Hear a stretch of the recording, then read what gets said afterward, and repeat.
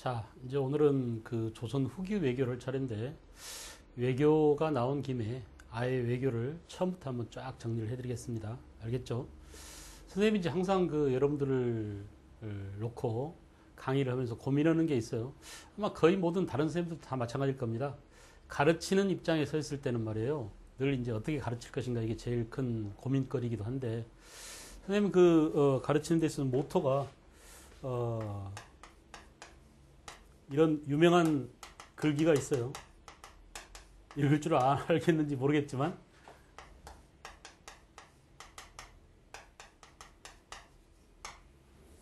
이게 사서 삼경 그러죠. 삼경이 아니고 이제 사서 오경 그럴 때는 노노맹자 중용대학 이게 바로 사서고, 그 다음에 시경, 서경, 역경 이게 삼경이죠. 거기다가 예기하고 춘추를 더하면 오경이 됩니다. 시경, 서경, 역경 플러스 예기, 춘추가 오경인데, 그 중에 예기에 나와 있는 내용이에요. 이게 교입니다.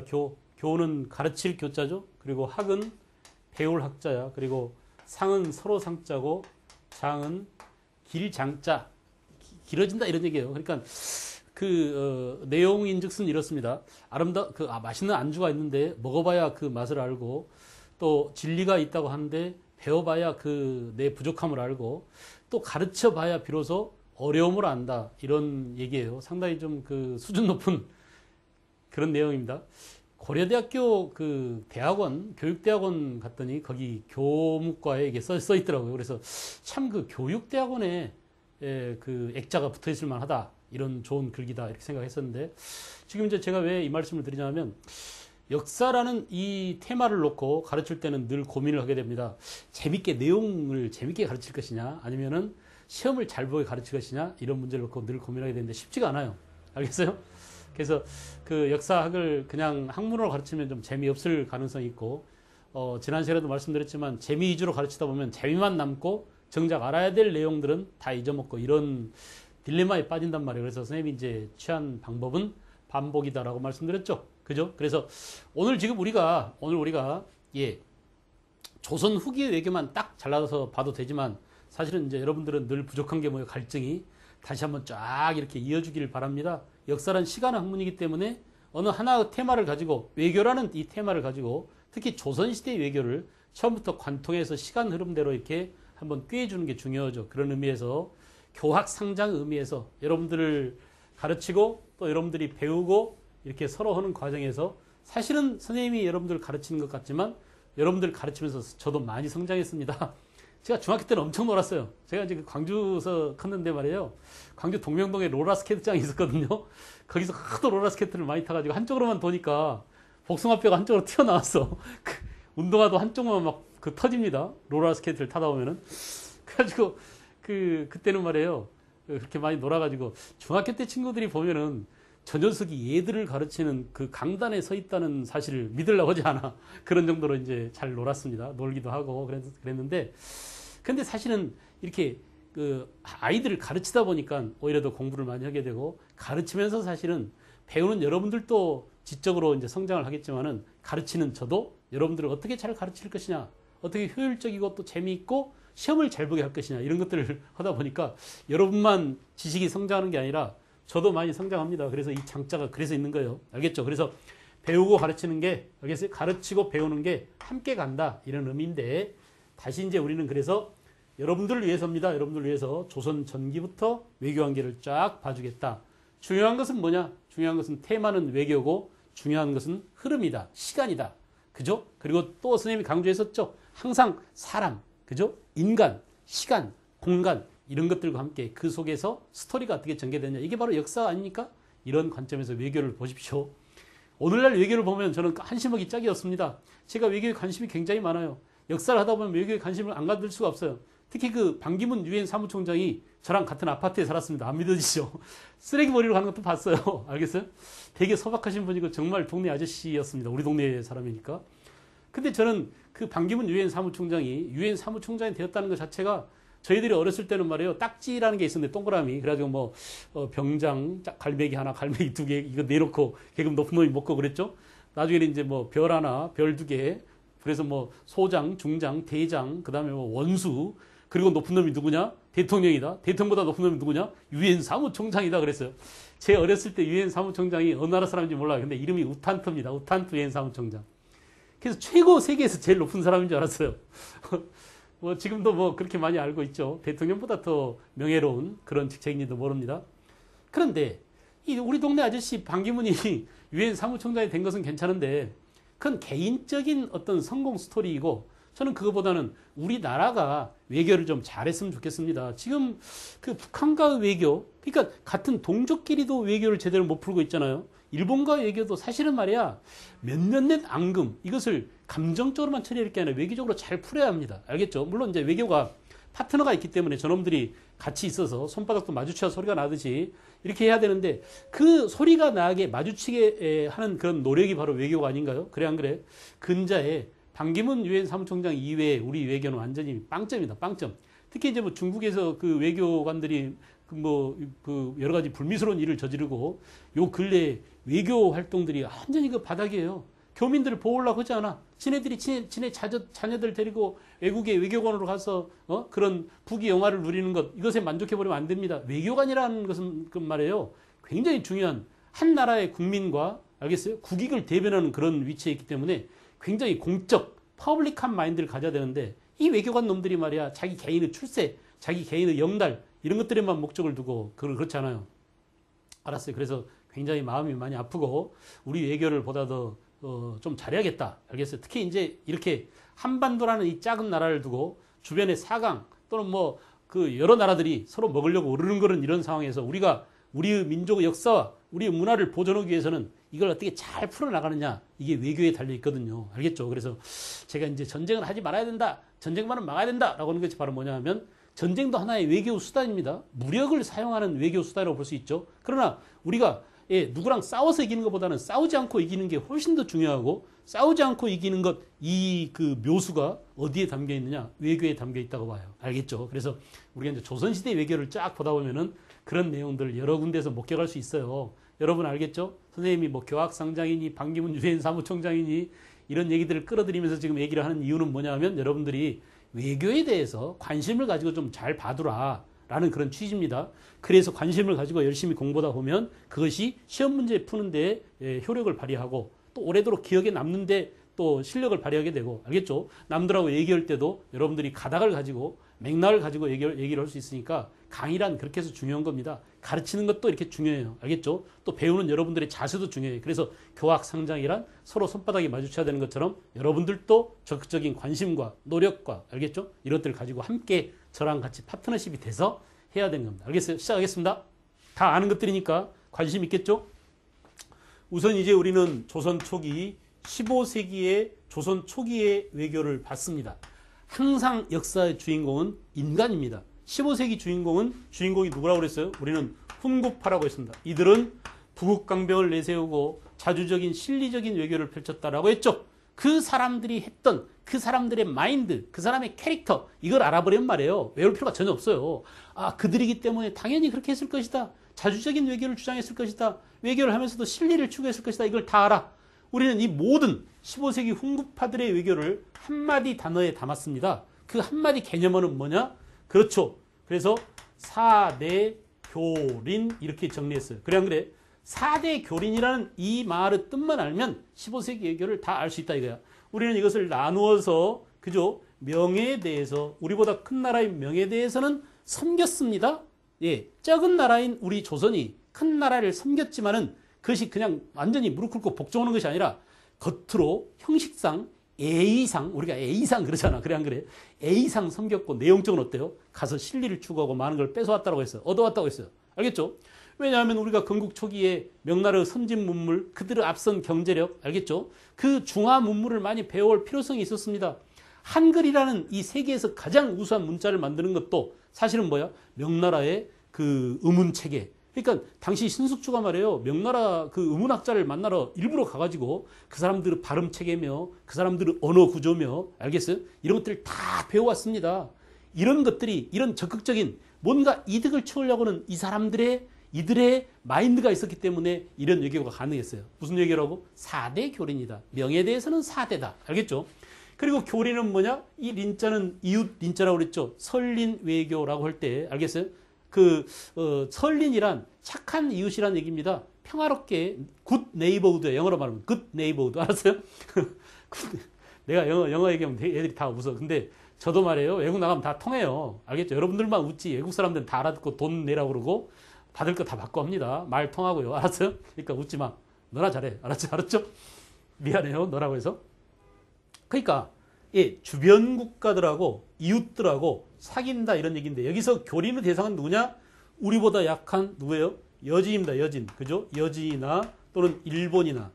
알겠죠? 그래서 예, 이 교린 정책에 대해서 우리가 다른 말로 바꿔서 말하면 이걸 다른 말로 환원해서 말하면 때리고 달리고 그랬어요. 말로 한번 해보자. 뭐라고? 때리고 달리고. 더 고상한 말로 해볼까? 때리고 달리고는 우리가 그냥 여러분들이 이해하기 쉽도록 제가 만들어낸 말이고 더 고상한 말로 하면 당근과 잘했습니다. 채찍이죠. 이걸 더 어려운 말로 한번 해볼까? 그게 뭐야? 화전 양면 정책이야. 평화와 전쟁. 다른 말로 뭐? 당근과 채찍. 다른 말로 뭐? 달래고 때리고. 전부 다 그 말이 그 말 아니냐. 그래 안 그래? 그것을 어려운 말로 뭐라고 그랬다고? 화전 양면 정책이었다. 화는 평화입니다. 전은 전쟁입니다. 그러니까 평화와 전쟁 이 두 가지를 함께 병행해 섰다. 화전 양면 정책 기억나시죠? 됐죠? 그래서 당근과 채찍, 달래고 때리고. 그래서 이웃나라인 여진과 또는 이웃나라인 일본과 잘 지내자 얘들아. 귀화를 시킵니다. 여진족들. 주택도 줄게, 토지도 줄게, 관직도 줄게. 알겠죠? 이렇게 하면서도 어때? 말 안 들으면 가서 혼내줍니다. 그죠? 사군 육진을 개척합니다. 똑같잖아요. 일본도 세견선을 보내주고 세사미들을 보내주고 개해약조를 맺어서 부산포, 제포, 연포, 삼포를 개항해주고 야 이리 와. 너네 여기서 교역해먹어. 알겠죠? 마치 여진한테 국경지방에 무역소를 두고 또는 서울에 북평관을 두고 교역을 하겠듯이 일본에 대해서 어때요? 일본에 대해서 삼포를 개항해주고 일본 놈들한테는 동평관에 와서 교육을 하게 했죠. 이렇게 한편으로 달래기도 했습니다. 그러나 일본도 말 안 들으면 어때요? 1419년 누구를 시켜서 이름 기억하라고 그랬지. 이종무, 세종 때 1419년 15세기 초에 세종 때 이종무를 보내서 스시마를 대거 정보로 갔습니다. 혼내주고 이거 우리 거야라고 하지 않고 돌려주고 왔어요. 야 앞으로 말 잘 들어. 또 오기 전에 알겠어? 이렇게 때리고 달래고를 적절히 병행했다 이거야. 그걸 우리는 뭐라고? 교린 정책이라고 한다. 알겠어요? 명예에 대해서는 사대고 일본과 예전에 대해서는 교린이지만 이 양자 사이에 강대국인 명과 약소국인 여진과 일본에 대해서 우리가 공통적으로 추구한 공통적 목적은 뭐냐면 뭐라고? 실리를 추구하고 있었다. 이 사람들의 마인드. 오케이? 그래서 15세기 외교를 한 단어로 끝냈습니다. 무슨 외교? 4대 교린 정책. 오케이? 그런데 문제는 뭐냐? 시대가 바뀌면 16세기로 가면 사람이 바뀌어요. 사림이 됩니다. 이 사림들은 당군을 중시했어? 기자를 중시했어? 기자를 중시하죠. 중국에서 건너온 기자가 기자조선을 세웠다. 그때부터 중국에서 팔조법이 와가지고 우리가 비로소 문화생활을 하게 됐다. 그전에는 우리한테는 문화가 없었다. 그러니 중국은 가만을 입어서 우리 조선이 세워진 거나 마찬가지이니 기자조선이 우리 조선의 시조다. 그러므로 중국은 우리의 큰 집이요. 우리 조선은 작은 집이다. 그러니 작은 집인 우리가 큰 집인 중국을 섬기는 것은 당연하다. 4대가 말이야. 4대가 그냥 실리를 추구하는 4대가 아니야. 무슨 4대예요? 무조건 섬겨라. 꿇어. 이런 겁니다. 눈 깔아. 동생이니까 깔아. 무조건 형을 섬겨. 이건 뭐예요? 맹목적인 4대로 바뀝니다. 알겠죠? 그래서 맹목적인 4대 뒤에는 뭐냐? 나머지 놈들은 뭐야? 요 새끼들은 상대할 가치가 없는 뭐야? 오랑캐야. 짐승 같은 놈들이야. 알겠죠? 그래서 맹목적인 4대는 뭐예요? 중화사상 또는 모화사상 그죠? 또는 4대주의 다 같은 표현입니다. 예, 결국 이 속에는 이런 생각이 담겨 있단 말이야. 중국이 아닌 놈들은 전부 다 싸가지 없는 놈들이야. 짐승 같은 놈들이야. 상대조차 하지 마. 그들한테 퍼주기 하지 마. 이런 거예요. 그래서 우리 조선 초기에 세종 임금이 세견선 보내고 세사미도 보내고 계약조 맺어서 이렇게 일본한테 보내준 거 완전히 퍼주기로 매도당합니다. 알겠죠? 그래서 어떻게 했어요? 그냥 오지 마. 앞으로 너네는 상대도 안 할 거야. 이렇게 해서 어때요? 일본 놈들이 이제 앙탈 부리죠. 그래서 뭐가 일어났습니까? 그렇습니다. 삼포애란이 먼저 일어나고 1555년에 을묘애란이 일어나고 여러분 삼포애란과 을묘애란으로 우리가 설치한 기구가 뭐라고 그랬어요? 비변사. 기억나십니까? 이렇게 점점점 일본하고 관계는 점점 험악해져 갔다. 알겠죠?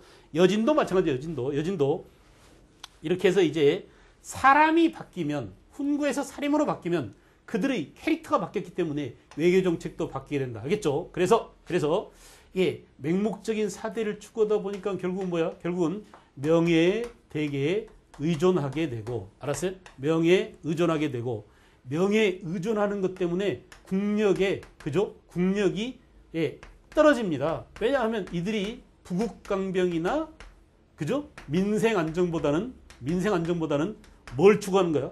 맹목적인 사대관계 중화질서, 알겠어요? 그 속에서 예, 명분을 중시하고 명한테 의리를 지켜야 돼. 형님에 대한 의리를 지켜야 되면서 명분과 의리를 추구하다 보니까 말이야, 우리가 만약에 위급한 일을 당하면 일본이 쳐들어온다 하더라도 우리 뒤에는 형이 있으니까, 명나라 형이 있으니까, 듬직한 형이 있어, 이러면서 전혀 준비를 안 했습니다. 알겠죠? 율곡 이이가 오죽하면은 살인임에도 불구하고 해도 너무한다. 우리도 군대를 10만 명 길러서 일본 놈들은 준동에 대비해야겠다라고 얘기해도 들은 척만 지랄하지 마 하면서 말이야. 알았어요? 그러다가 결국은 뭐냐? 그러다가 드디어 16세기 말 1592년 외란을 당했습니다. 외란. 그죠? 자, 여러분, 외란은 예, 일본 놈들이 쳐들어왔어요. 일본이 풍신수길이라는 자가 일본은 전국시대의 100년 동안 진행되던 일본의 대혼란기를 수습하고 이 풍신수길이가 조선 정벌에 나섰다고 그랬죠. 그 내막은 뭐냐? 일본 안에 있는 불평무사들의 불만을 밖으로 관심을 돌리기 위해서, 알겠어요? 일본 내부의 불만 세력의 관심을 밖으로 돌리기 위해서 정명가도를 내세우고 명을 친다는 구실로 조선한테 길을 비켜달라고 했지만 사실은 조선 정벌을 단행했었다. 알겠죠? 자, 외란에 대한 내용은 다 얘기했습니다. 외란. 우리가 일본을 상대로 조선이 싸우는데 이것 때문에, 이놈의 관계 때문에, 그래 안 그래? 의리 때문에 우리가 형인데 어떻게 아우를 내버려 둘 수 있어? 라고 우리가 이제 명나라를 끌고 들어와서, 형님 그럴 수가 있습니까? 이놈들이 쳐들어왔는데, 이렇게 해가지고 결국 이 전쟁에 예, 동북아시아가 이제 함께 돌아가는 거예요. 그래서 명이 여기에 가담하게 됐어요. 조선과 명이 의외로 고전합니다. 일본이 전쟁 경험이 100년간이나 있잖아요. 평화를 누려왔던, 알겠죠? 조선 세종 이후에 전쟁이 거의 없었잖아. 오랫동안 장기적인 평화가 사람들의 마음을 느슨하게 만들고, 학술적으로 만들고, 문화적으로 만들고, 알겠어요? 예. 그래서 문치주의로 가다 보니까 군사적 기반이 약화됩니다. 알겠죠? 그런 명과 조선이 결국은 예, 외란 이후에 국력이 크게 쇠퇴하게 되더라. 알겠어요? 두 나라 공통점은 명과 조선이 국력이 쇠퇴해졌어요. 우리가 힘이 있을 때는 우리의 힘을 바탕으로 해서 약한 여진과 약한 일본을 가지고 쥐락펴락했어요. 때리고 달리고 다 마음대로 했단 말이야. 그런데 힘이 없으니까 그동안에 일본하고 싸우고 있는 그 틈을 타서 이 여진이 명과 조선의 통제권 밖으로 넘어가 버려.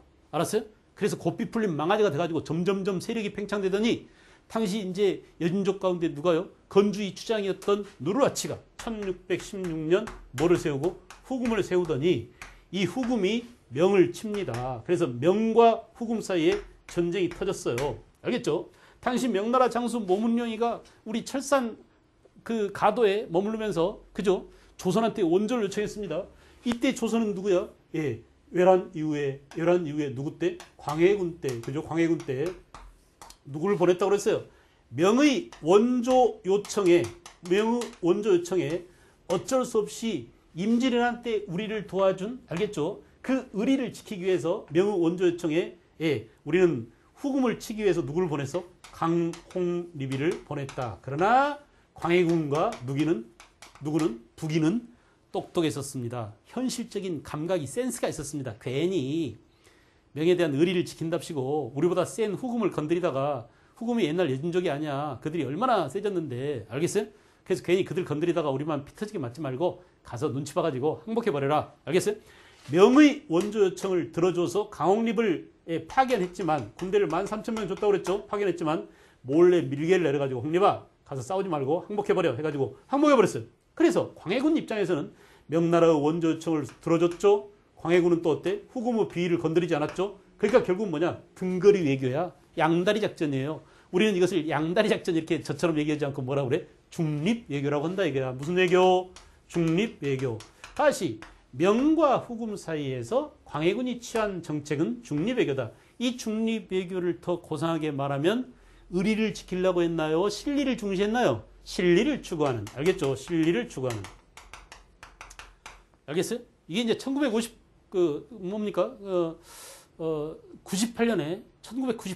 98년도 수능 문제 이게 어떻게 그 당시에 이제 수능이 그 다른 과목하고 통합이 됐습니다. 그래서 존 듀이의 실용주의를 찾아라. 이거 중립외교하고 실용주의하고 연결시키는 그런 문제가 국사 문제에 나왔었어요. 알겠어요? 예. 그런 식으로 이제 실리를 추구하고 있었다라는 점을 꼭 기억하십시오. 그러나 우리가 이미 붕당 정치에서 다 봤다시피 예, 살인이라도 이때의 북인 살인들은 실리를 추구할 줄 아는, 그래서 중립외교를 펼칠 줄 아는 사람이었는데 이 북인을 까고 들어온 사람들이 바로 인조반족으로 권력을 잡은 누구죠? 서인들이죠. 그래서 서인들은 이 나쁜 놈들 어떻게 명형님에 대한 의리를 배신하고 오랑캐 새끼들 편을 들어 하면서 예, 결국 광해군과 북인을 내쫓고 이 서인들이 내세운 외교정책이 뭐냐? 명관은 무조건 친해야 돼. 우리 형님이시자 임진왜란때 우리를 도와주신 은혜를 입힌 그런 나라인데 어떻게 형님에 대한 큰 나라에 대한 의리를 저버리냐? 친명. 그리고 오랑캐 새끼들은 무조건 배척해야 돼. 왜? 봐봐라. 너네들이 알다시피 명나라는 우리의 중심이요. 오랑캐 놈들은 짐승이나 마찬가지인데 어떻게 우리가 짐승과 사귀냐? 그들은 멀리해야 된다. 라고 예, 뭐예요? 의리나 명분을 중시하는 누가? 서인들이 친명 배금 그 뜻을 알겠죠. 명과 친하게 지내고 금나라 후금을 배척하자. 이것 때문에 뭘 당했어요? 먼저 정묘 호란을 당했습니다. 제가 강조했으니까 지금 복습이니까 여러분들 얘기해 보세요. 정묘 호란 때 두 명의 의병장이 있다고 그랬어요. 임진왜란 때 의병장과는 달라. 이들은 누구라고요? 정봉수, 이립 기억나세요? 정봉수와 이립이 의병으로 활약했었고 결국 이 정묘 호란 때는 우리가 싹싹 빌었습니다. 알았어, 알았어, 미안해, 금나라야. 우리가 너네가 이렇게 센지 몰라서고 형제 관계를 맺고 돌려보냈어요. 너네를 형으로 섬기게 돌려보냈단 말이야. 그런데 문제는 뭐냐? 1616년 건국했던 후금이 1636년에 나라 이름을 청으로 바꿨습니다. 명나라를 완전히 뭉개버렸죠. 그리고 이제 중국 천하를 지배하게 됐어요.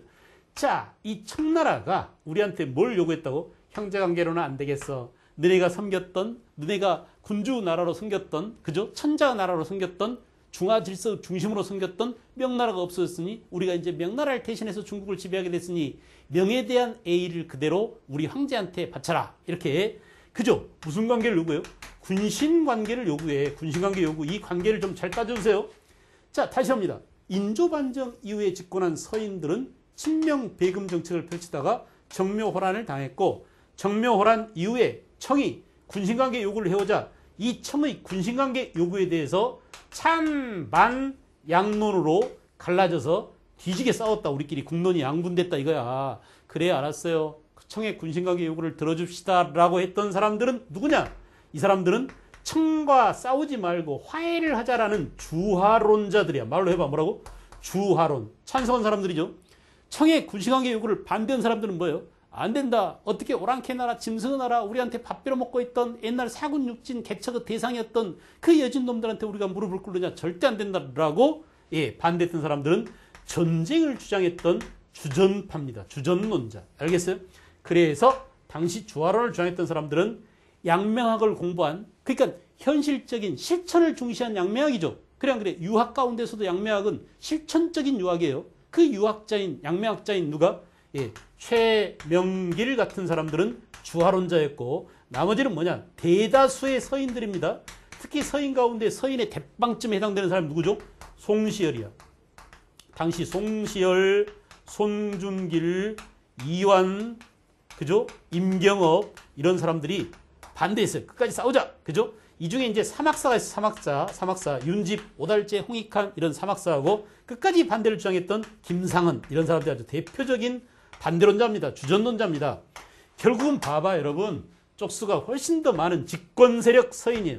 집권세력 서인의 주장대로 청과 대가리가 터져라 싸우자라고 하다가 결국은 전쟁이 터졌어요. 이들의 주장이 관철돼서 그래 알았어. 한판 붙겠다고 드디어 정묘호란 이후에 뭐가 일어났어요?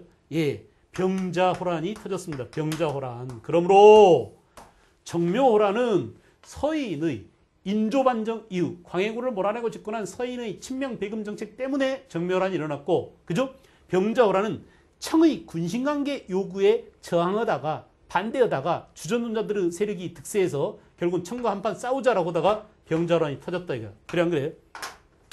그래서 이제 우리는 병자호란 때 청하고 변변히 싸우지도 못했습니다.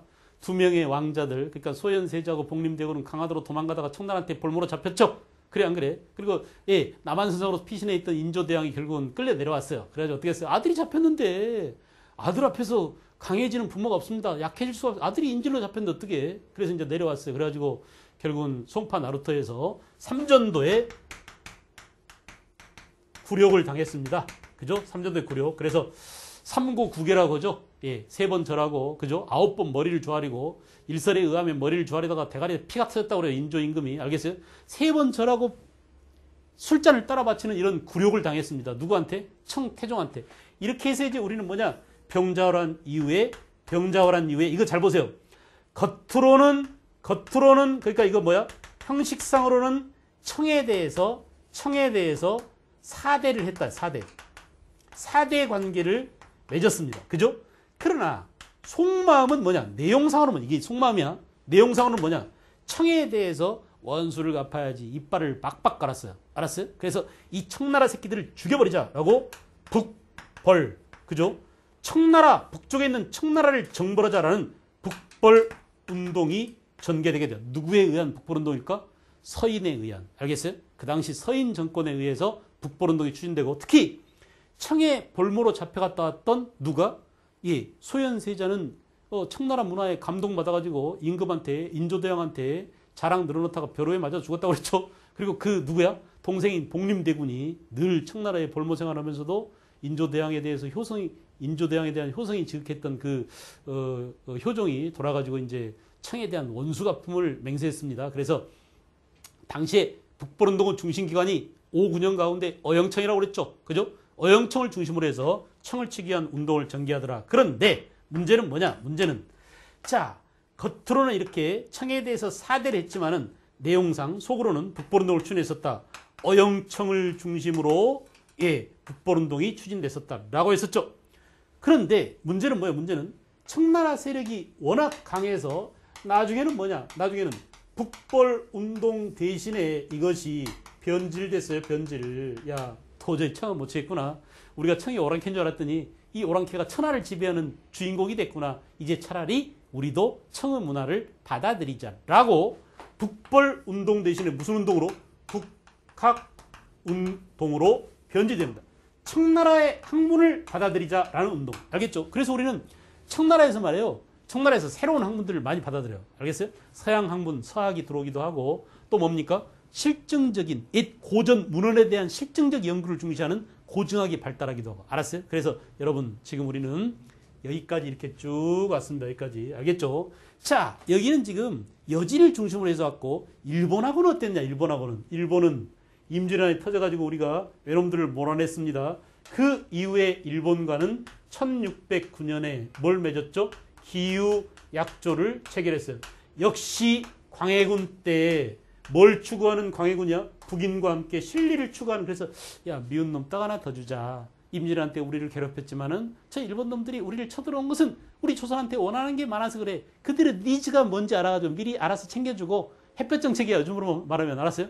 이거 찌그러줄 테니까 이거 처먹고 말이야. 쳐들어오지 마. 이런 식으로 기후약조를 맺어서 제한된 무역을 허용했죠. 그래 안 그래? 그래서 부산포를 개항하고 부산포. 알겠어요? 삼포 가운데 부산포에 외관을 설치하고 부분적인, 알겠죠? 부분적인 무역을 허용해 줬습니다. 알겠어요? 자, 이렇게 기후약조 이후에 이제 뭐냐? 그리고 일본은 이제 우리한테 그 계속 이 사절 파괴를 요구합니다. 일본은 그 이후에 어떻게 됐어요? 그 막부 정권이 들어섰죠. 그래 안 그래? 도요토미 히데요시가 죽고 나서 도쿠가와 이에야스 막부 정권이 들어서 가지고 에도 막부가 등장합니다. 그래서 일본에서 막부는 뭐냐? 박후라고 하는데 이 박후의 쇼군이 권력을 잡게 되면 우리 조선한테 그 외교 사절을 보내라고 요구를 해. 마치 우리가 박근혜 새 대통령이 이제 대통령이 되잖아. 그럼 대통령 그 선서하는 날 외국 사절들이 많이 오잖아요. 그래야 미국에서도 미국 대통령도 오고 그래야 뽀대가 나는데 요번에 박근혜가 대통령 됐는데 미국에서는 별로 높은 놈이 안 왔어요. 알겠어요? 이런 식으로 말이야. 어느 나라에서 어느 정도 짱들이 오느냐 이게 굉장히 중요해집니다. 왜냐하면 새로 권력을 잡은 이 나라의 권력을 잡은 실세가 다른 나라 사람들이 다 얼마나 인정해 주냐. 야, 너 진짜 대빵이야 라고 인정해 주기를 바라죠. 그래서 일본 놈들도 이 박후 외에 새로 쇼군이 돼가지고 권력을 잡은 놈들마다 조선한테 요번에 우리가 권력이 바뀌었거든. 우리 좀 외교 사절로 좀 와줄래 해가지고 우리한테 사절 파견을 요청했어요. 이때 파견된 사절이 뭐냐면 통신사야. 구분하세요. 알겠죠? 통신사. 총 12차례 보냈습니다. 알겠어요? 기후약조 이후에 보낸 사절만 해서 12번 정도 보냈었는데 우리가 이제 통신사 일행이 되게 한 번 가면은 수백 명 규모로 갑니다. 500명, 600명 이렇게 사절 일행이 간다고 그래요. 그러니까 정사 1명, 부사 2명 이렇게 해서 진짜 사절 일행은 몇 명 안 되지만은 거기에 수반되는 또 우리가 갖다 줘야 될 것들이 많아요. 사절을 그냥 보내달라는 게 아니야. 사절 일행이 가면서 우리의 학문도 보내줘, 우리의 여러 가지 문화도 보내줘, 예술도 보내줘. 알겠어요? 이렇게 해서 앞선 선진 조선의 문화가 몽땅 그냥 뭉텅이로 가는 겁니다. 이때부터 일본은 한류가 시작된 거나 마찬가지예요. 알겠어요? 그래서 우리 그 통신사 일행이 지나간 말이에요. 통신사 도라는 그림이 있어요. 우리나라에서도 통신사 일행도를 그려놓은 게 있지만 일본에서 그려놓은 게 있는데 지네들이 지네 손으로 그려놓은 그림 보면은 이 게다짝 신고 말이에요. 일본 놈들 있잖아. 전형적인 대머리 뿔랑 까지고 거의 벗다시피 하죠. 뭐죠? 일본 놈 입고 다니는 빤스를 뭐라고 하죠? 그거만 겨우 가리고 게다짝 신고 와가지고 우리 사절 일행이나 사절도 아니야. 옆에 그 수행원들한테 가서 시라도 한 장, 그러니까 요즘 같으면 사인 받으려고 절절절 쫓아다니는 그런 모습 보면은 우리가 조선 후기까지만 하더라도 훨씬 더 문화 선진국이었다. 알겠어요? 그런 것들을 우리가 알 수 있는 대목입니다. 자, 그래서 우리는 지금 이제 이 순간 어디부터 하느냐? 이걸 쫙 정리했기 때문에 여기서부터 할 거예요. 알겠죠? 청을 치자 북벌운동이 추진되고 어디를 중심으로? 어영청을 중심으로 북벌운동이 추진됐지만 18세가 되면은 뭐예요? 야, 이제 틀렸어. 차라리 청의 앞선 문화를 받아들이자. 북벌운동이 북학운동으로 어떻게 됐다고? 변질되었다라는 점을 꼭 기억하십시오. 그래서 이것이 18세기 우리나라의 실학에 영향을 주게 됩니다. 여러분이 알다시피 북학파 실학자 그러죠. 청나라에 가서 학문을 배워왔던 누굽니까? 박지원, 또 박제가 이런 사람들이 전부 다 북학파 실학자 아니에요. 북학이란 결국은 뭐냐? 청에서 들어온 학문이다. 이런 얘기죠. 그래서 오히려 북벌운동이 18세기가 되면은 청의 앞선 문화를 받아들이자. 강희제, 옹정제, 청나라 전성기 때에 그런 앞선 청나라 문화를 받아들이자라는 쪽으로 옮겨진다라고 했습니다. 여러분들 우리가 한참 북벌운동을 추진하다가 그죠? 청을 치려고 우리 조총부대를 양성하고 군대를 기르고 있는데 청나라 놈들이 그것도 모르고 러시아랑 싸우면서 우리한테 러시아 좀 막아줘라고 요청해 왔다고 그랬잖아요. 그래 안 그래? 이 러시아 파병에 나선 사람 두 사람이 있었는데 누구라고? 변급, 말로 해보자. 누구라고? 변급, 또 누구? 신유, 이런 사람들을 파병해서 청을 우리가 북벌운동 때 치지는 못했지만 청을 치려고 준비했던 우리 군대를 가지고 변급, 신유가 파견돼서 나선 정벌에서 러시아를 두 차례나 우리가 이겼다라는 점을 기억하십시오. 그걸 뭐라고? 나선 정벌이라고 합니다. 사람 이름 누구야? 변급, 신유. 알겠죠? 그러다가 이제 18세기에는 청나라를 치기는커녕 앞선 청어 문화를 받아들이자라는 쪽으로 북학운동으로 변질됐었고, 그러던 사이에 1712년에 백두산 정계비 사건이 터집니다. 알겠어요? 숙종 때 백두산 정계비를 세우게 됐습니다. 왜 백두산에 이런 정계비를 세우게 되냐 하면은 이제 백두산 정계비가 보세요. 그런 문제가 생겼어요.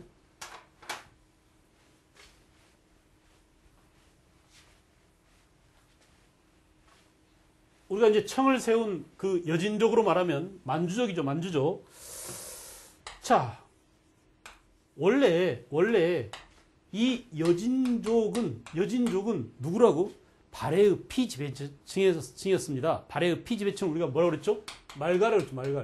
말갈이 여진이 되고, 그죠? 이 여진이 고려와 조선시대에 우리 변방을 늘 괴롭혀서 조선시대는 뭐야? 사군, 육지를 통해서 우리가 여진을 정벌했던 그 여진족이 어때요? 만주, 추장, 건주이가 뭘 세우고? 후금을 세우고 1616년 후금이 되고 이게 1636년에 청이 되었다. 알겠어요?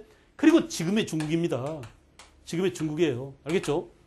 그러니까 이렇게 여진족이 이 만주를 무대로 활약했던 놈들이란 말이야. 알았어요? 근데 문제는 뭐냐? 이 여진족이 중국 천하를 차지하게 됐어요. 이 중국 천하를 지배합니다. 소수의 여진족이, 만주족이 다수의 중국을 지배해야 돼. 그러니까 무슨 문제가 생겼어요? 여기 있는 사람들 다 가서 지배해도 모자라. 그 당시에도 중국이 수억이 됐는데 이 수억의 인구를 몇 천만 명밖에 안 되는 이 여진족이 어떻게 지배해요? 그래서 다 가버렸어요. 여진족은 여기 없어. 이 없는 빈 땅을 누가 넘어가 살고 있었어? 조선 사람들이 넘어가 살고 있었어요. 근데 여진족은 뭐냐? 기분이 더럽게 나쁘지. 고향을 비워놓고 왔는데 그 고향에 옛날 옛날 고구려 사람이죠. 말가루 지배층에도 고구려 사람 다시 컴백해서 산 거야. 우리는 야 거기 말이야 원래 우리 땅에서 고조선 때 우리 땅이었고 그 다음에 부여 때 우리 땅이었고 고구려 때 우리 땅이고 그리고 발해 때도 우리 땅이었는데 그 뒤로 잠깐 잊어먹고 있었는데 이제 됐어 가서 우리가 살면 돼. 원래 우리 땅 아니야? 하면서 가서 살고 있었단 말이야. 아무 꺼리낌 없이 살았어요. 근데 여진족이 볼 때 기분 나빠. 그죠? 조선인들이 와가지고 말이야 자기 고향을 하고 있거든. 야 다 비워 해가지고 이걸 다 비우라고 했습니다. 그런데 그럼에도 불구하고 우리는 야 거기 우리 땅이야 라고 하면서 가서 살았어요. 이래서 이제 이 간도에 대한 영토 분쟁이 생기는 겁니다. 이걸 우리가 간도 분쟁이라고 하죠. 그죠? 간도 분쟁. 자, 그래서 간도라고 하면 지금 우리가 간도라고 해서 섬 도자를 쓰는데 섬이 아니야. 섬이 아니고 만주 대륙과 한반도 사이에 끼어 있는 이 땅을 간도라고 그래요. 우리가 이것을 이 전체를 만주라고 합니다. 이걸 전체를 뭐라고? 만주라고 해. 이걸 전체를 중국 대륙이라고 그래요. 그러니까 중국과 만주는 달라. 이 사이에 뭐가 있어요? 만리장성이 있는 거야. 알겠죠? 그래서 여기는 누가 살고 원래 유목민족이 살고 여기는 누가 살고 황하를 중심으로 해서 농경민족이 살고 이렇게 구분되어 있어요. 여러분들이 지금 중국이 이게 다 차지하고 있으니까 이게 다 중국 같은 중국인지 알지만 옛날부터 문화권이 달라. 알겠죠? 그 중국의 변방은 만리장성을 계기로 국경으로 해서 그 이북은 원래 우리의 세력권입니다. 그래 안 그래? 그러니까 그 만리장성 이북은 원래 우리의 고조선 그죠? 부여 또 고구려 발해 이 우리 옛 고대사의 터전이었단 말이야. 그러니까 우리 민족이 건너가서 마음 놓고 살지. 근데 이제 여기에 대해서 여진족들이 야 우리가 만주족이고 여기 우리 고향인데 지금 우리가 여기 때문에 와 있는데 너희들이 왜 와 살아 나가 라고 한단 말이야. 야 웃기지 마 우리 거야 라고 이 땅에 대한 연고 문제가 생겼어요. 여러분 봐봐. 그런데 간도는 뭐냐? 만주를 다시 사등분했을 때 만주 전체의 동남쪽을 간도라고 하고 다시 간도를 또 나눠서 알겠죠? 간도를 나눠서 이 백수한 그러니까 토문강 이쪽을 북간도라고 해요. 북간도 또는 북간도라고도 하고 동간도라고 해요. 알겠어요? 동간도. 이렇게 보면 북쪽이고 이렇게 보면 동쪽이죠. 그래 안 그래? 또 이쪽을 뭐라 그러냐? 이 토문강 남쪽을 뭐라 그래? 예, 서간도라고 하고 서간도라고 하고 남간도라고 하지 않고 이쪽은 또 뭐라고 하냐면 만주 전체로 봤을 때 뭐라고? 남만주라고 해요. 이해하시겠어요? 그래서 서간도가 남만주야. 오케이. 동간도가 북간도예요. 그러니까 요거 전체를 우리가 간도라고 하는데 그냥 내 말 잘 들어. 그냥 간도라고 할 때는 북간도만을 말해. 알겠죠? 그러나 이 간도를 보다 더 넓은 의미로 말하면 북간도와 서간도를 다 합쳐서 간도라고 하고 만주 동남지방 일대를 다 간도라고 한다. 근데 예, 엄밀한 의미로 우리가 간도라고 할 때는 바로 이 북간도 즉 동간도 지역만을 말한다. 알았어요? 이곳 문제를 이곳 땅을 놓고 청나라와 알겠어? 청나라와 조선 사이에 영토 분쟁이 생겼습니다. 그래서 야 너네 사신이 왔어요. 청나라 사람 목극등이라는 사신이 와가지고 이제 조선에서 그 당시에 그 함경도 관찰사가 뭐 하는 박권이라는 놈이 가가지고 둘이 이제 올라갔나 백두산 정상에 올라가서 백두산 정상 동남쪽 200m 지점에다가 비석을 세웠어요. 그래서 그 비석에다 뭐라고 썼냐면 예, 서쪽은 그죠? 서쪽은 압록강을 경계로 하고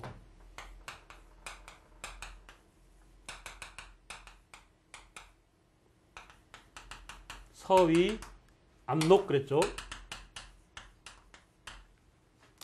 그 다음에 동쪽은 토문을 경계로 한다.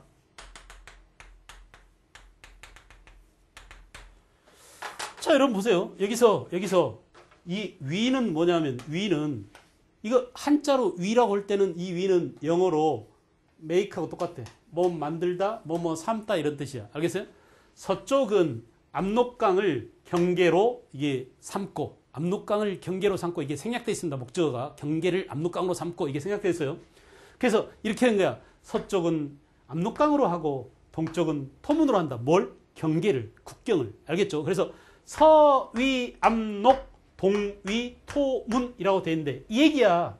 서쪽은 압록강을 경계로 삼고 동쪽은 토문강을 경계로 한다는데 이 토문강이 이 토문강이냐 두만강이냐. 그래서 토문에 대한 해석 문제를 놓고 청나라 측에서는 야 토문은 두만강이야 라고 두만강이라고 주장했고 우리 조선 측에서는 웃기지 마. 너네들이 토문이라고 써놨잖아. 토문강은 실제 있는 송화강의 지류인 토문강이야 라고 이것 때문에 대립했어요. 이게 바로 뭐냐? 백수산 정계비 사건이다 이거야. 알겠죠? 그래서 백수산 정계비라는 것이 여러분 정할 정자입니까?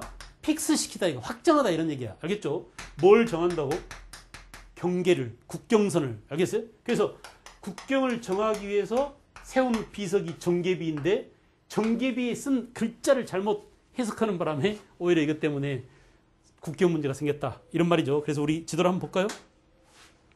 지도가 아주 자세히 잘 나왔죠. 이런 지도가 이렇게 구체적으로 나온 게 별로 없을 겁니다. 그래서 이렇게 토문강 이쪽을 서간도라고 한다. 그죠? 또 토문강 이쪽을 북간도라고도 하고 동간도라고도 하고 알겠어요? 북간도라고도 하고 통상간도라고 하면 이 지역을 말한다. 오케이. 그래서 청나라식 주장이라면 야 국경선이 이렇게 돼버리잖아. 그러면 이게 누구 땅이야? 청나라 땅이 돼버리는 거죠. 근데 조선 측 주장은 뭐예요? 웃기지 마 이 새끼들아. 이 토문강이 토문이야 라고 압록강 토문강 국경선을 주장하면 이게 누구 땅이 되는 거야? 우리 땅이 되는 겁니다. 이게 바로 뭐야? 간도 분쟁이다 이거야. 알겠죠? 간도 분쟁. 그래서 우리는 이 간도와 관련해서 세 사람을 기억해야 돼요.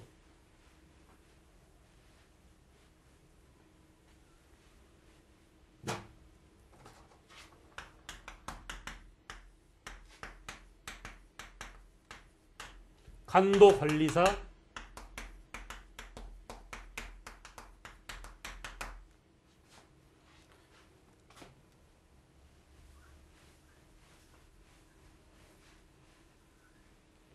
토문감계사,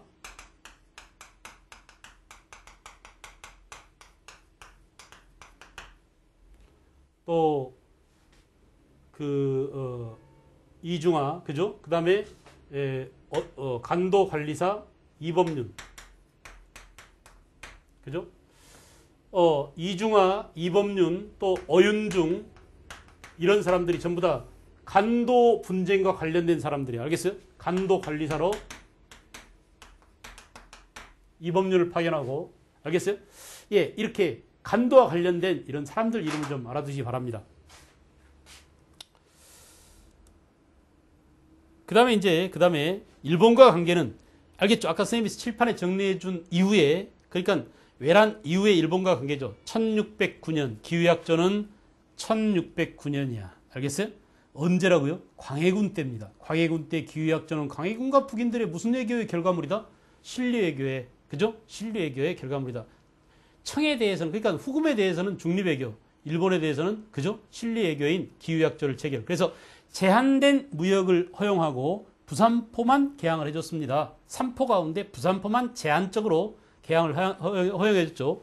그리고 매번 우리가 통신사 파견을 요청해 올 때마다 통신사 일행을 파견했는데 1607년 17세기 초부터 19세기까지 총 12차례, 그러니까 외란 이후에 파견된 통신사만 말해요. 12차례 파견했고 앞선 조선의 선진 문화를 전파해주는 구실을 했었다. 통신사. 그 다음 이제 울릉도와 독도. 그렇습니다. 청나라에 대해서는 우리가 간도 분쟁이 발생했지만 일본에 대해서는, 그죠? 울릉도와 독도 분쟁이 발생하는 거야. 이 독도 문제는 하도 시험에 많이 나오기 때문에 여러분들이 되게 잘 압니다. 알겠어요? 특히 숙종 때 안용복, 이 사람 이름, 안용복을 기억할 거, 이름이 좀 이렇게 삐뚤하게 돼 있는데, 안용복이죠. 숙종 때. 그래서 이 안용복이는 여러분들이 이름을 반드시 알아야 돼요. 알겠어요? 그 당시 이제 그 일본 놈들이 하도 울릉도하고 독도에 와서 고기도 많이 잡아가고 울릉도가 살림이 굉장히 많습니다. 지금도 뭐 많이 울창해졌지만은 옛날 그 한말 때는 어때요? 러시아 놈들이 울릉도 살림 채불권을 요구할 만큼 살림이 울창했었어. 삼국시대부터도 마찬가지예요. 알겠어요? 근데 특히 이제 조선 후기에 일본 놈들이 와가지고 18세기 초에 이렇게 우리나라에 와서 고기잡이도 많이 해가고 살림을 남벌에 가다 보니까 안용복한테 이게 딱 걸려서 그래서 안용복이 쫓아갑니다. 그래서 안용복이 가가지고 시마네현 번주, 그리고 일본 에도 막부의 장군한테 가서 쇼군한테 가서 사과문을 받아왔고요. 받아왔고다가 대마도 도주한테 그걸 뺏겨버렸어. 그래서 오히려 거꾸로 조선이 오히려 울릉도를 침범하지 않는다는 그런 문서를 받아옵니다. 알겠어요? 그러다가 다시 또 그 뒤 3년 뒤에 또 울릉도와 독도에 쳐들어온 일본분들 잡아가지고 또 일본에 가서 2번씩이나 가가지고 일본에 가서 사과를 받아오고 다시는 우리 조선에 대해서 침략을 하지 않겠다. 또 조선의 영해를 침범하지 않겠다. 울릉도 독도에 나타나지 않겠다. 이렇게 약속을 받아갖고 오는데 오히려 또 잡혀가지고 이 안용보이가 처벌을 받습니다. 안용보기를 죽이라고 그랬어요. 그 당시에 야 괜히 네가 뭔데 아무것도 아닌 자식이 일본까지 가가지고 외교 문제를 일으키느냐. 사실 이제 그 당시 안용보기 좀 뻥을 쳤어요. 자기가 일반 그냥 동네에서 사는 어부인데 일본 가가지고 나는 조선의 국모다가 아니라 나는 조선의 관원이다 하면서 지가 관원을 사칭한 거야. 그러니까 이게 아주 웃기는 겁니다. 알겠죠? 아주 이런 웃기는 일이 벌어졌어요. 이 조선에서. 안용복이 한 일은 뭐야? 우리 국위를 선양하고 일본 놈들이 우리 국경에 넘나들지 못하도록, 그죠? 특히 우리 독도에 대한 영유권을 주장하고 오고 문서까지 받아왔는데 그래 안 그래? 오히려 그 안용복이가 거짓말했다고, 관원을 사칭했다고, 외교 문제를 일으켰다고, 오히려 이 사람을 벌 주려다가 사람들이 이제 구원 탄원서를 올려가지고 겨우겨우 목숨만은 살려냈다고 그래요. 알겠어요? 그래서 안용복 이름을 꼭 기억하실 것. 알겠죠? 예, 간도와 관련된 세 사람이 있다면 이중화, 어윤중 또는 이범윤 이런 사람이라면 예, 간도는 독도는 안용복이라는 이름을 동네 어부 안용복을 꼭 기억하시기 바랍니다. 우리 교과서에 교재에 내용이 또 다시 나와 있으니까 여러분들이 꼭 보시기 바라요. 이게 이제 통신사 일행이 예, 왔다 갔다 했던 그 항로입니다. 이 통신사 일행이 왔다 갔다 했던 항로 지금도 아마 있을 거예요. 예, 되게 이제 연초 겨울방학 때쯤 되면은 이 통신사 일행이 왔다 갔다 하는 이곳에 여행 상품이 있어요. 지금도 그대로 그 길을 가보는 상품인데 혹시 여러분들이 시간이 되면 학기가 끝나고 이제 뭔가 뚜렷하게 할 일이 없다라고 한다면 개나리버침 하나 딱 짊어지고 한번 일본을 가보는 것도 괜찮을 겁니다. 알겠어요? 거기 가면은 어디선가 많이 본 듯한 일본이지만 우리 조선 것인 것 같은 것을 많이 만나게 돼요. 알겠죠? 그래서 그 통신사 일행 또 그림이 나왔습니다. 보세요. 알겠죠? 통신사 일행. 이런 일본 놈들이 졸졸졸 따라다니면서 이거 봐봐, 이거 사인 받으러 이렇게 와가지고 푹푹 찌르고 있죠. 지금 사인 좀 하나 해주세요. 이런 모습을 보여주고 있습니다. 알겠죠? 이렇게 우리 앞선 문화를 받아들이는데 일본이 매우 적극적이었다. 아시겠죠?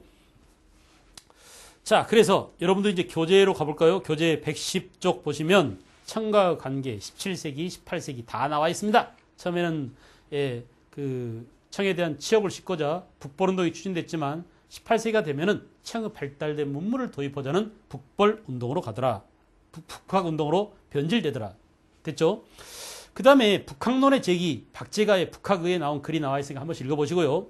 그 다음에 국경 문제 나왔죠. 백수한 정계비 건립, 간도 귀속 문제가 왜 생겼는지 거기 사료들, 백수한 정계비에 관한 내용 선생님이 다 설명했으니까 여러분들 읽어보면 금방 알 수 있을 거야. 그 다음에 간도 귀속 문제 넘어갑니다.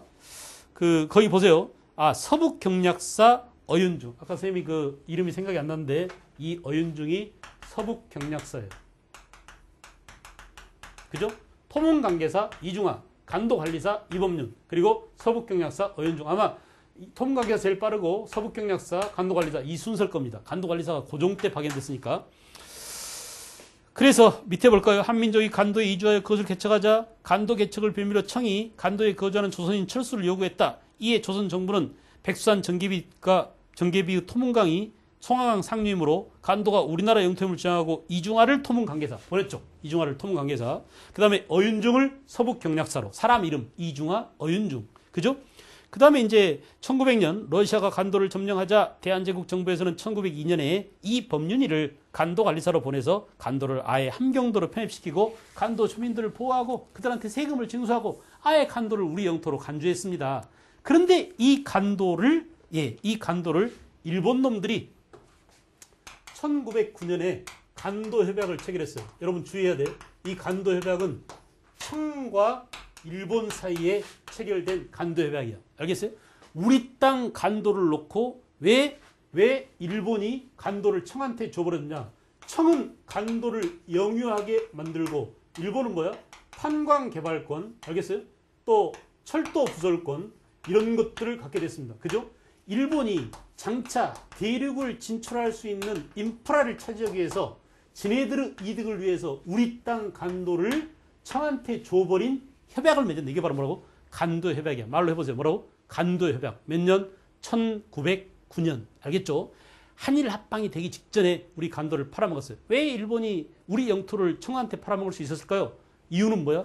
이유는 이미 1905년에 우리가 뭘 체결했어? 을사조약을 체결해서 우리는 외교권을 상실한 상태입니다. 외교권이 없는 마당에, 그죠? 우리가 청과 조약을 체결할 권리가 없단 말이야. 일본 놈들이 외교권을 뺏어버렸으니까. 그래서 외교권을 박탈당한 상태에서 일본이 우리 대신 우리 영토를 청한테 준 셈이야. 근데 문제는 뭡니까? 을사조약이 무효예요. 고정임금이 도장을 안 찍었어요. 국가와 국가 사이에 문서가 효력을 발휘하려면 주권자인 군주가, 우리는 그 당시에 국민주권이 아니야. 군주주권이야. 주권자가 고종임금이에요. 근데 고종이 끝까지 도장 안 찍었어요. 마지막까지 버텼습니다. 고종은 제일 큰 장점이 뭐라고? 고집이 세다는 거. 알겠죠? 끝까지 버텼어요. 헌병놈들이 와가지고 총칼로 옆에서 도장 안 찍었어. 난 몰라 하면서 안 찍었어요. 알겠죠? 그래서 이 을사조약이 무효야. 이게 무효면 이것으로 인해서 체결된 간도백도 무효야. 그러니까 간도는 우리 것이라고 주장할 수 있어요, 없어요? 주장 못합니다. 왜? 영토란 말이야. 법에 따라서 지배되는 게 아니야. 힘 있는 놈이 차지하는 거예요. 그러니 뭐가 중요하다? 힘을 기르는 게 중요하다. 우리 땅을 뺏기지 않는 게 중요합니다. 알겠죠? 그래서 여전히 중국이 지금 실효적으로 간도를 지배하고 있고, 그러나 여러분 언젠가 우리 후손들이 또 힘이 세지면 다시 광개토 대왕 같은 사람이 나타나서 그쪽을 다 차지할지도 몰라요. 언제쯤인지 모르지만 우주선을 끌고 가서 알겠어요? 말을 타고 아니겠죠 이제. 그런 문제가 있습니다. 다 아시겠죠? 111페이지로 가볼까요? 일본과 관계 나왔죠. 기후약조 1609조 연도를 좀 알아두십시오. 광해군 때라는 거. 이것도 신류외교 일환이다라는 거. 통인사를 파견했고 12차례. 그 다음에 이제 울릉도와 독도는 너무나 시험에 잘 나왔습니다. 그래서 숙종 때 안용복이라는 사람을 잊지 말고요. 19세기 말 조선 정부는 울릉도 경영에 나서서 주민 이주를 장려하고 울릉군을 설치하고 울릉군의 속도인 독도까지 우리가 관리했었다. 그 밑에 동네 어부 안용복, 그리고 그 다음 페이지 넘어가 봐. 112쪽. 그냥 독도에 관련된 것들을 사그리 다 정리해놨어요. 심지어는 맨 밑에 봐보세요. 2011년 가수 김장훈이 독도 페스티벌 개최했다. 알았겠죠? 그 다음에 2012년에 이명박이 독도에 가서 사진 쫙 찍고 왔습니다. 알겠죠? 그래가지고 그냥 일본하고 관계가 더 험악해졌어. 거기 왜 가? 대통령이 그거 가버리면 안 되지. 마지막 보루인 대통령 가면 안 돼요. 그냥 우리 것이다라고 의젓하게 앉아서 선언해야지. 지가 거기 그냥 바위에 올라가지고 독도 한국령 이러고 있으니 그 다음에는 할 말이 없잖아. 그래 안 그래? 최후의 카드를 미리 써버렸어요. 그러니까 바보 같은 그 멍청한 대통령이 말이야. 일본 놈들은 비난만 사게 되고, 그래서 감정이 더 나빠지게 되고 자극만 한 셈이죠. 오히려 훨씬 더 점잖게 세련되게 외교 문제를 잘 풀 수 있었을 텐데. 선생님이 오늘 이 시간 처음에 외교가 얼마나 중요하다는 걸 얘기했잖아. 그래 안 그래? 앞으로 이제 젊은 여러분들은 공부를 마치고 사회에 진출해서 뭔가 할 거 아닙니까? 근데 항상 외교를 염두에 두고 여러분들이 지혜롭게 전쟁을 피하면서도 싸우지 않고 적들을 물리치는 그런 외교적 지략을 발휘하도록 공부를 많이 해야 됩니다. 알겠죠? 공부를 해야 힘을 기를 수 있고, 힘이 있어야 영토를 차지할 수 있는 것이지. 알겠어요? 뺏기고 나서 우리 거야 라고 요구해봐야 아무 소용없더라 이거야. 알겠죠? 힘 있는 놈이 땅을 차지하고 가족과 자기 식구들과 생명을 지킬 수 있습니다. 알겠어요? 오늘은 여기까지 하고, 그 뒤에 이제 심화학습 뭐 이런 것들이 있는데 여러분들이 한 번씩 읽어보면 돼요. 정치가 다 끝났습니다. 이제 다음부터는 이제 우리는 한국사의 그 좀 심화된 내용, 경제 파트, 그 다음에 사회 파트, 그리고 문학 파트. 이걸 되게 어려워하는데 사실 이제 되게 재밌어요. 알겠어요? 우리가 이제 하지 못한 얘기들을 더 심도 있게 하면서, 아, 역사란 그냥 어떤 스토리를 외우고 연대를 외우고 사람을 외우고 여기에 그치지 않고 그 안에 훨씬 더 우리의 삶과 우리의 문화를 지배한 원리가 작동되고 있구나. 어떤 메커니즘이 경제 원리에 또 사회를 유지하는 사회 시스템에, 그리고 문화의 창작적인 창의적인 그런 문화 요소로 우리 시대에 작동하고 있었는가, 우리 시대까지 작동하고 있었는가, 이런 것들을 여러분과 함께 더 신나게 나가봅시다. 정치 파트가 다 끝났어요. 수고했습니다.